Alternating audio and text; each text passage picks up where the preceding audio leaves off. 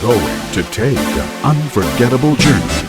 Viewer discretion is advised. The incredible Singh.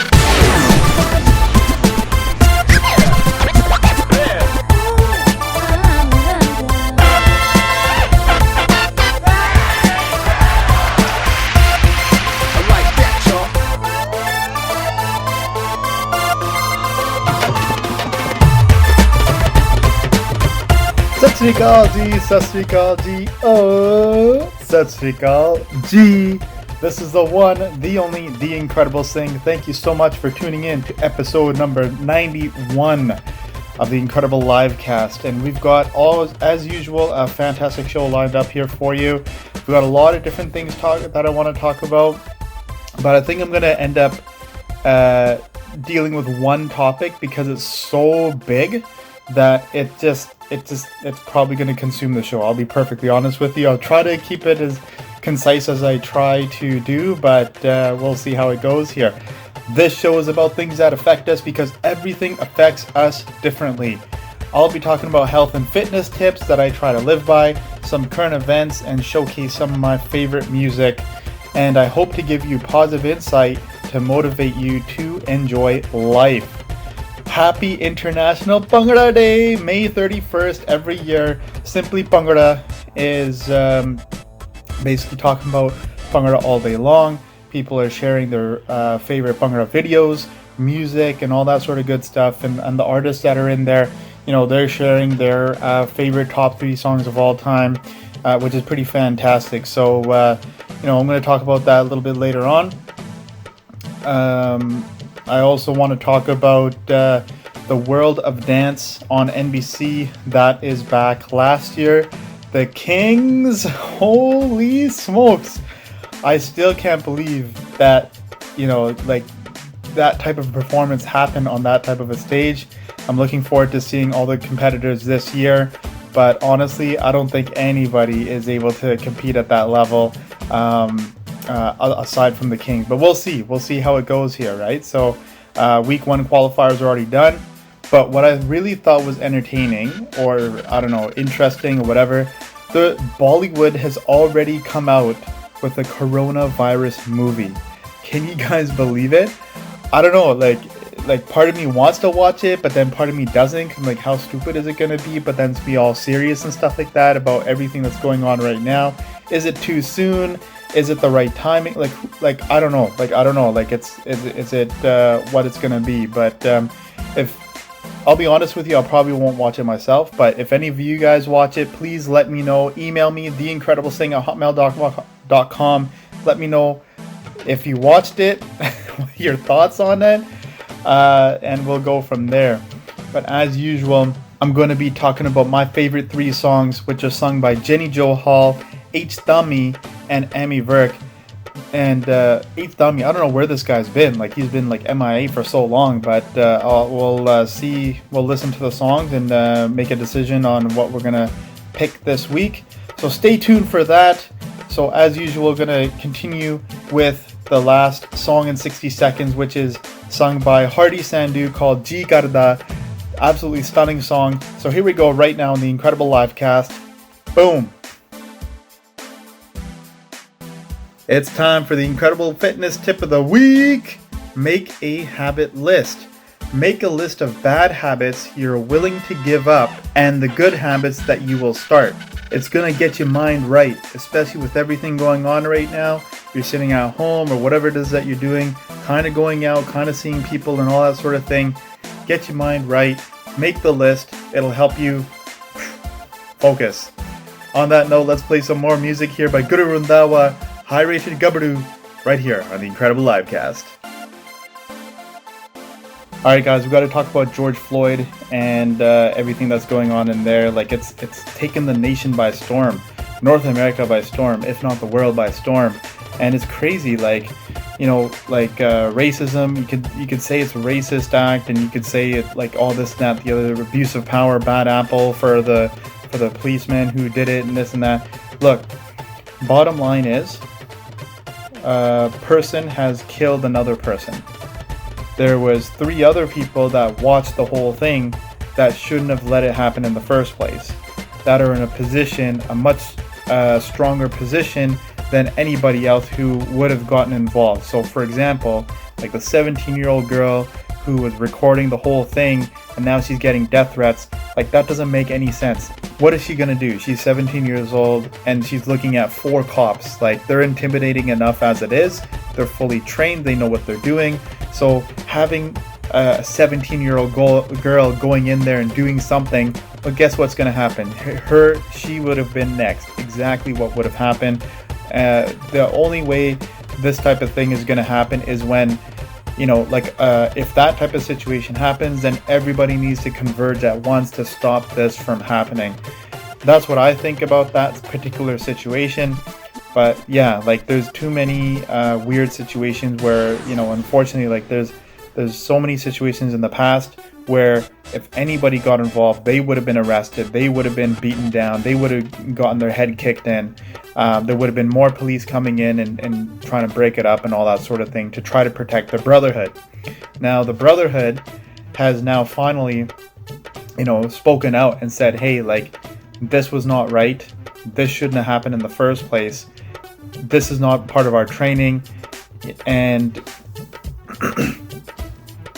any other officer who does not see what is wrong with this picture, then they should definitely turn in their badge as well.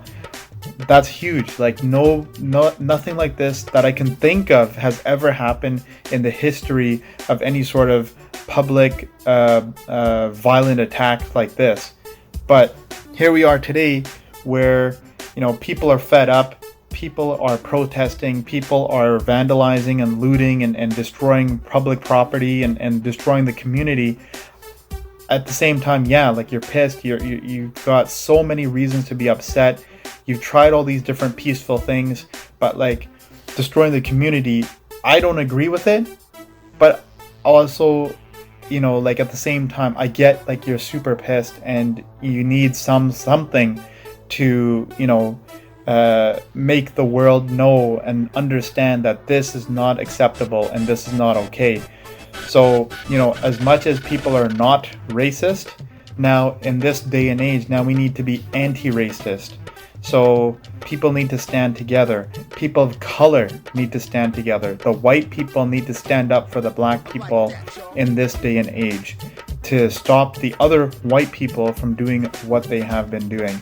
It's absolutely disgusting. You know, like they've got these groups, these KKK groups, which is absolutely ridiculous. Can you think of any other organization that, you know, basically their set goal, like I'm talking about today, right? In the past, I know there's been, you know, different groups in the past against other people and being racist and whatnot.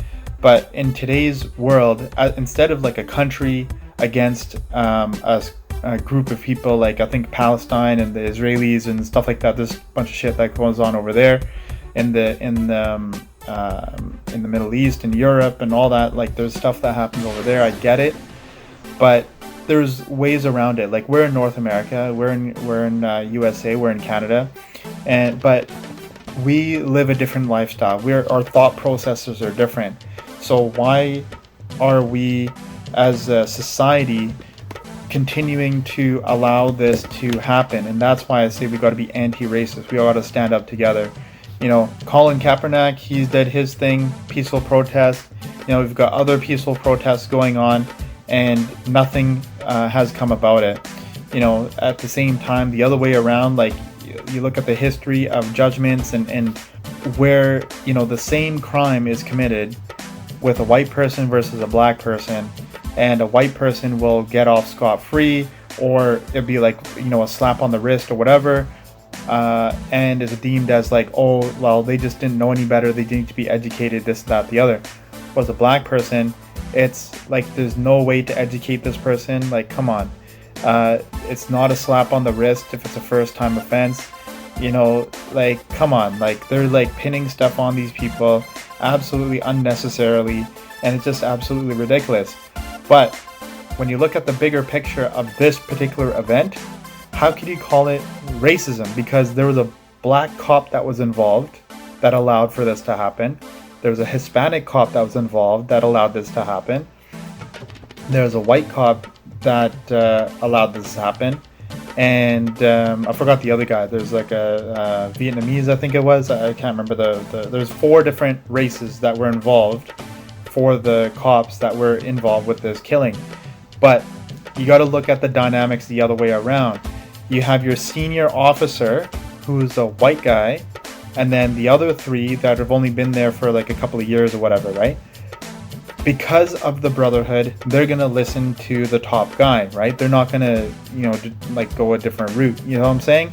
So, yeah, it's not right, but at the same time, like, you talk about the soldiers in the world wars, right? They're only following orders to kill these people, right? So, do you blame the people that are around them, that are following a direct order from their superior? Like, in the past, it doesn't matter about race, you're following your superior, so, like, what are you supposed to do, right? Yeah, this is held on a different level altogether. It's being called a racist act because it was the white cop that was killing the black guy. That's the racist part of it. But I gotta say that destroying the city, destroying your municipality is not gonna get you where you want to be. Again, that's my opinion. It's not going to get you to where you want to be. Peaceful protests, I get it. They haven't worked. So now you got to go to the next step and destroy the city. Look, destroying the guy's house, destroying his family, destroying the other cops' houses and their families, like, target the aggression. I get that. Like, that's, what you kind of need or want to do in that respective if you have the information, but you don't have the information, so you're going to destroy the city. You got to destroy something. Like, that's where it's too much.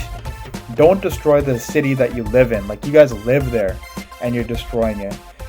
Destroying the precinct, I get that.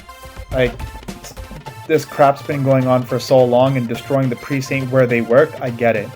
But going to destroy the other precincts that are around the area, that's the part that I think that's a little bit far. Because, it wasn't those officers, it wasn't people in their building that condoned this as well. Like, everybody who's anybody is not condoning their actions, and they've been fired right away. They have at least the person that did the killing is in custody now.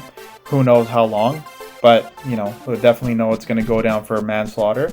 What's the next steps now? So now, channel the energy, channel the aggression to the situation, not to everything else. Like, for example, like, you're going to destroy a gas station, you're going to destroy a Target, you're going to destroy a school. Like how does that make any sense? Guys, like that's the part that it's a little bit too much. I don't understand why the vandalism and the looting has to happen, but at the same time, I understand the fact of the amount of frustration. So many things for years and years and years have been building up and building up. So I understand that perspective of it. I'm just saying, channel the aggression, channel it towards a better front, into the right direction, into the right spots, as opposed to something else, right? Like, that's what I'm saying about that. So we talk about, like, all cops are not bad. Like, we get that. The overwhelming majority of cops are actually good.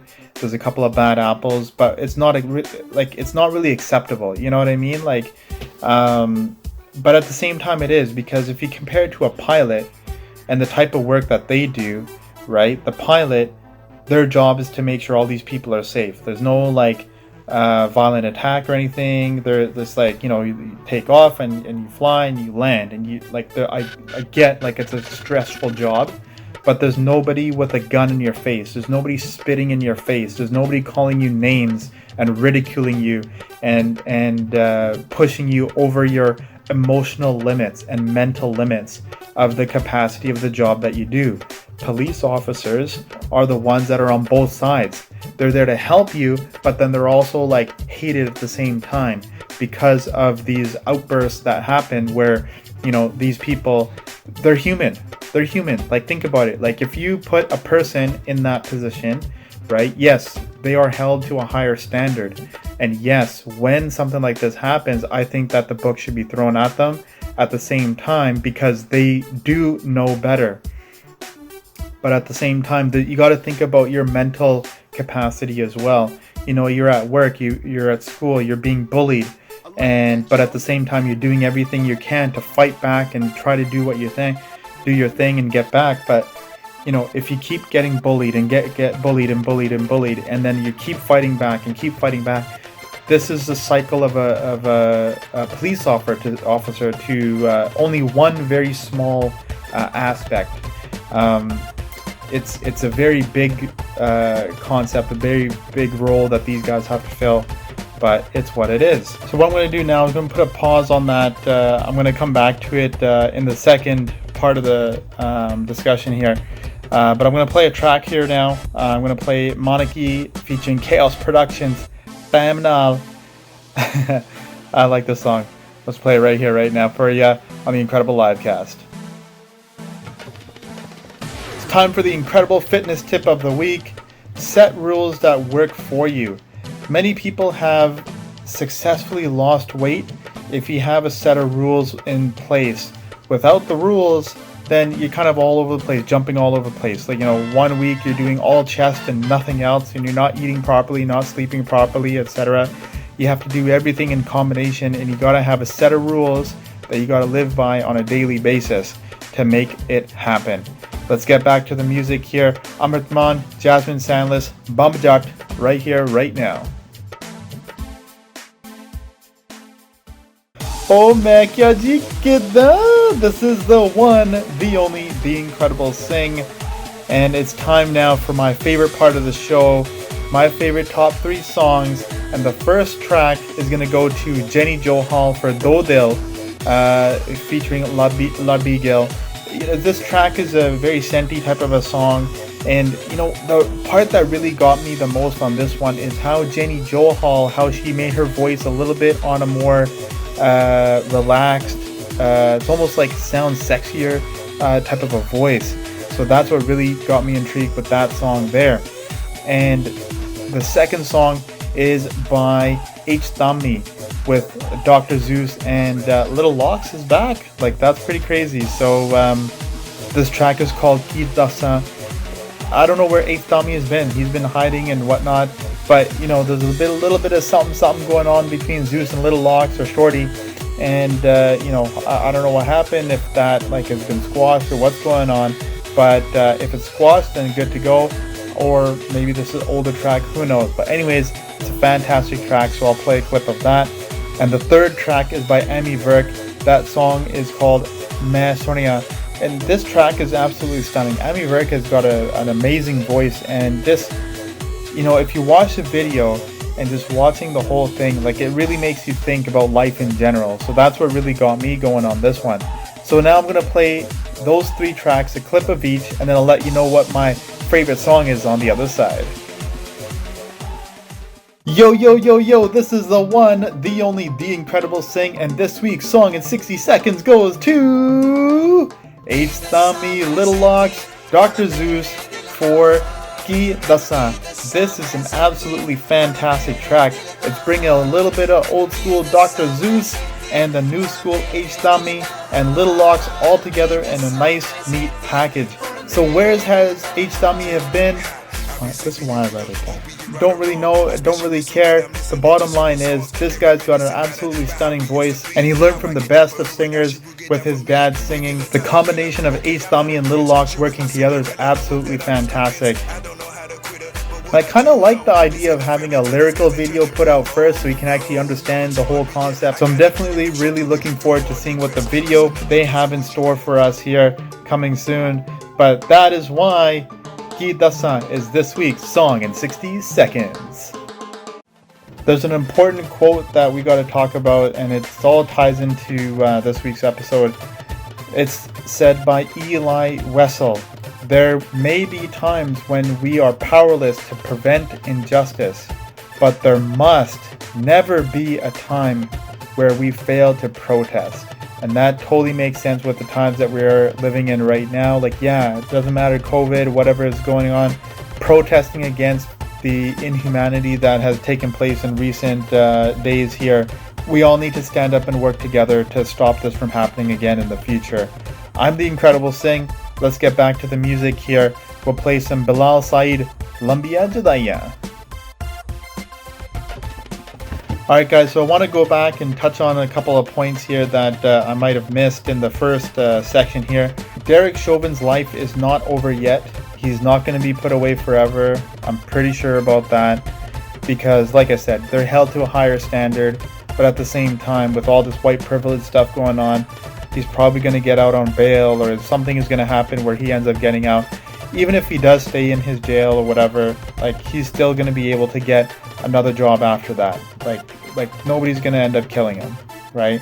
At least not in like a death sentence sort of type of a thing. I agree that all 4 of the officers involved need to be behind bars. That's my opinion. But I don't think that's going to happen, because there's one officer, the senior officer, that made this happen, and the 3 other officers that were watching there were complicit because they were following orders, and that's going to be their defense. So most likely they're not going to go behind bars. Yes, they were complicit with the actions that were taking place, that were against the oath, that were against the oath to serve and protect in the first place. But you're listening to your superior officer, and what they do, you have to follow what they're saying. So that's going to be a tough one. I don't know what's going to happen with that. But yeah, I mean, in terms of generally, like, everybody that's involved, all the protesters, the anti-racists, people against violence, and everybody, like, pretty much everybody is going to want to see these people behind bars. And that's it. Like, just so it never happens again, and set the precedence that anybody in this type of situation ever again will be prosecuted to the fullest extent of the law.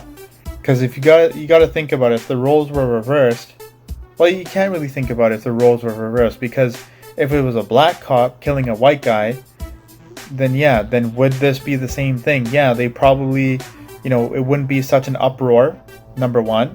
Number two, it would be more along the lines of these people would be reprimanded right away, publicly humiliated, like basically everything that's happening right now anyways. But I think that there would be no bail, and that would probably be the difference, that they wouldn't be able to get out after this is all said and done. And then all the officers involved would end up getting put behind bars as well, and being tried and all that sort of thing. But anyways, I mean, that's hearsay, right? Like, who knows what would actually have happened if that were the case. The sad thing about the whole thing is that maybe in a week or 2 weeks, people are going to start forgetting. People are going to start forgetting about the whole thing, because it's not going to be in their face on social media. It's not going to be in their face that people are talking about it. People are dealing enough with COVID as it is, with being at home and then trying to get out and do things and this and that. That's exactly what has happened in the past with all the other incidences like this. People have just forgotten about it and stopped thinking about it. So there's really not a whole lot that happens after that. People are trying to live a normal life in 2020, but honestly, it's not going to happen. We're not going to get back to a normal state of affairs. It's going to be a new normal. We have to wear masks. That's part of the whole process. So no shirt, no mask, no service. And then on top of that, we're going to have this new anti-racism situation added on top of everything else. Trump is saying one thing when it's a white officer. Trump is saying one thing where, a couple of weeks ago, there's some white people that were charging up with guns and everything. There's no violence. Nobody was shot. Nobody was hurt or anything like that. But he said, the people are just upset. Now in this situation, yeah, like, people are looting, and this is going on years and years and years of abuse where this is happening, and now it's gone to this point. To a certain extent, I understand and hear where Trump is coming from. You kind of have to read between the lines with what he's saying. A lot of the stuff he says is a bunch of garbage that comes out of his mouth, but the stuff that does make sense is that in this particular situation, yeah, protesting, he has no problem with that. Putting these guys away, no problem with that. Do the investigation, all that. We have all the evidence that we need to put these people away and what the situation was and the circumstances. But does destroying your city make any sense? I don't think so. So anyways, but again, I agree, I understand that this is what it is. This is how they're dealing with that there. But honestly, if the military police come in and they're going to do their thing and try to stop these things from happening, I get it. You're trying to protect yourselves. It's just going to escalate the situation even more, which I think it's going to end up in a civil war, to be quite honest. Like, if people don't get the justice that they want, it's going to continue escalating because of social media, because of these groups that are involved with this whole thing. The point of all this is direct your anger at the right spot. So if, let's say you go to a restaurant and you order some food at Panorama, but they're the ones that mess it up, you're not going to go to Guildford Mall and take your food and toss it at the Guildford store location. That doesn't make any sense. So anyways, that's my whole point, is that just direct your anger at the right spot and have a more conclusive decision on what things you're going to be targeting. Think about what you're doing if you're going to end up targeting and looting and vandalizing these type of things, is my say here. I don't like it. I don't condone it. I'm just saying that if you're going to do it, if you think that's the right thing for you to do, then direct it at the right spot. I'm the Incredible Singh. Let's play some more music here. Let's play a track by GV called Sarkar from the album Starve the Ego. Let's go. Alright guys, hit me up on all my social media platforms, Facebook, Twitter, Instagram, Mixcloud, Soundcloud, Snapchat, email, theincrediblesing@hotmail.com. Let me know what's up. Let's play a track by Izu and Jenny Johal, Repeat Sonia. Alright guys, it's time for the end of the show. Episode 91 is done. I always enjoy doing the show, so thank you so much for listening to me go on and on about what I was talking about here today. Even if you didn't, thanks for listening and supporting the show anyways. But I want to say happy International Bhangra Day, May 31st. There are so many songs, so many favorites that I have, but I think probably my top 3 is definitely going to be Zora Randhawa's Inch with Dr. Zeus. That's one of my favorites that I can listen to over and over and again. The second song that I like to listen to over and over again is by Ranjit Bawa Tankha. I can hear that again and again and again. And the third track is Bindrakya Hit Gita Da Gal Dasta is probably the third track that I can listen to over and over again as well. There's many more. I mean, there's stuff by Gurdas Maan, Kuldip Manak, Apna Sangeet, KS Pamara, Alap, Hira, Shin, DCS, Bup Sagu, Manak-E, Manj Music, Malkeet Singh, Bawinder Safri, Dr. Zeus, GV, and the list goes on and on and on. Jesse Sidhu, B21, Bali Jagpal, Jenny Johal, Sananda Sharma, Miss Pooja, Gulej Akhtar, Sidhu Moosewala. The list goes on and on and on and on. I've got so many favorite songs that I like to listen to on a regular basis. So it's really hard to say, maybe tomorrow I'll pick a different 3, you know what I'm saying? But today, this is what I thought today. But I want to finish it off with, we all got to fight for our human rights. Number 1 is to make sure that we all can live together peacefully. On that note, stay positive, stay focused, stay blessed, and also wash your hands, keep your distance, and stay safe.